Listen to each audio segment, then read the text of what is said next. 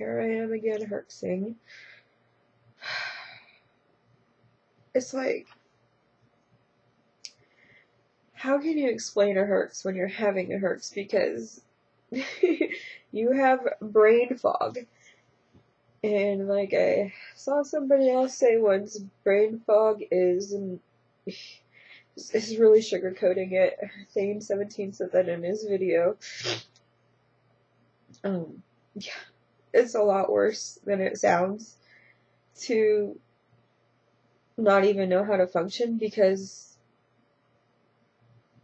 I don't know, it's like you forget everything. Like, you remember things, but it's like short term at the moment. Like, you can't remember how to do things. Like, I'm not that bad anymore, but I don't know, maybe right now if I tried it, like, if I tried to cook right now, or if I even tried to like turn on a microwave, I get all confused, and then like I forget things, so I'll get all sidetracked. Like, I'll forget, I made food, and then I'll start doing something else, and an hour later I'm like, oh, I made food, and also I don't have that hunger pain really reminding me, because I'm not very hungry when I'm herxing.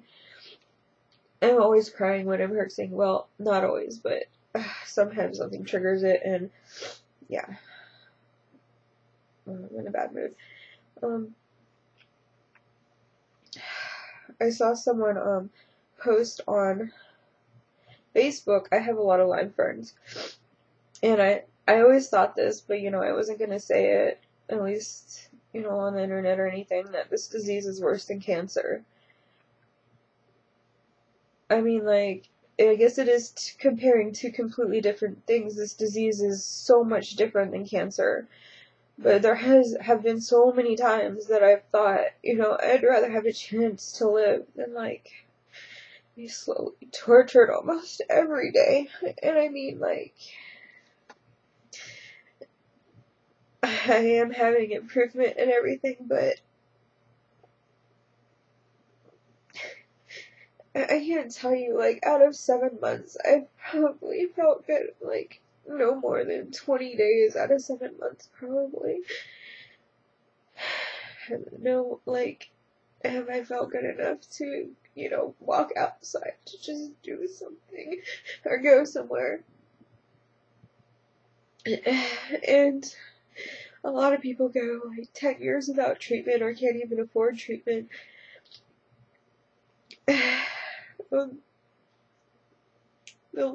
There was a Lyme doctor on the Eastern Shore, a Lyme medical doctor. I guess it doesn't matter that I said where.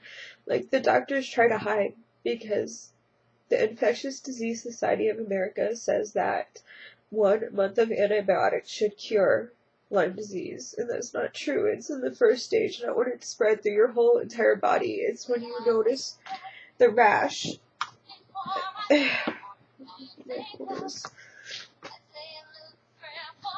It's when you notice the rash. But what if it spreads through your entire body? Okay, so so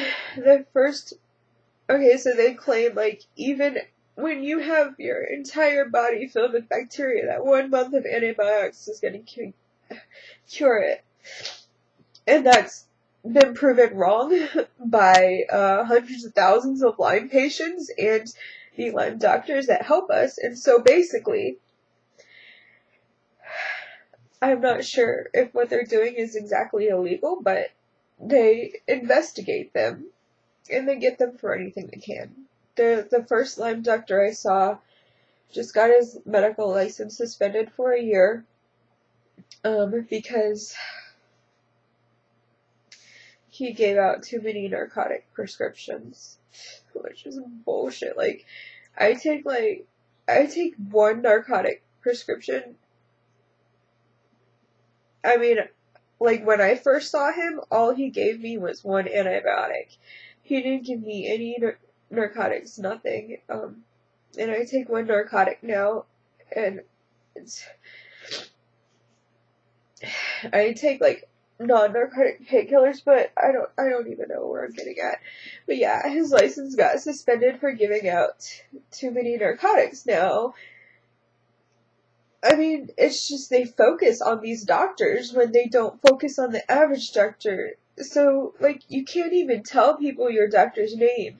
My doctor is one of the doctors that actually really openly practices Lyme treatment, and like I've said before, he's lost a lot because of it. He's had his medical license suspended in the state of North Carolina, and he had this great practice there.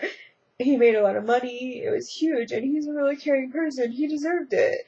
He treated a lot of HIV patients before HIV was known and before any doctors would treat them. And now he's treating Lyme patients before most doctors will treat us. There's like one Lyme doctor in the state of Texas, one or two. But there's Lyme disease in Texas, as in every single state. But they'll tell you that there's no Lyme disease in your state. Like, it's such a miserable disease to live through, on top of to have to self-pay, even if you have insurance, because your insurance is not going to cover it, because it doesn't go by the guidelines of the Infectious Disease Society of America and the CDC, whatever. They recommend that doctors do this, and the doctors do that, and insurance can deny you. So, to feel like you're dying all the time and so sick, in the worst way, like, there are no other diseases you could compare this to, but if you add like 50 diseases together, maybe you could compare it to that, or Babesia, the cousin of malaria. I mean, come on, that's kind of scary, isn't it? Babesia is a tick-borne disease that I don't have. And as far as we know, like, you could have the actual disease and the symptoms show up later. And, this is 7 times larger than HIV. What's that mosquito disease? I can't think of it. That mosquito disease. And, what was the other disease they were saying? I can't remember, but it's 7 times larger than all that. It's been here since the 1970s. They still haven't done anything about it, and it's spreading because the ticks are biting animals, and ticks don't die once they bite something. Your dog could bring in a tick, and your dog could have Lyme disease for all you know, and the tick bites you, the dog, and then the tick bites you after the dog. You get the disease.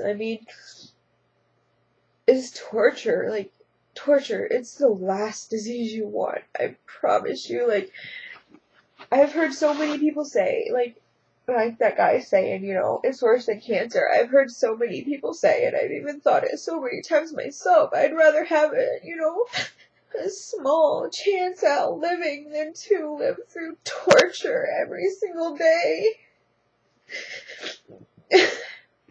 Like, it's not depression. It's just pure torture and pain. I don't know, I guess that's all I have to say.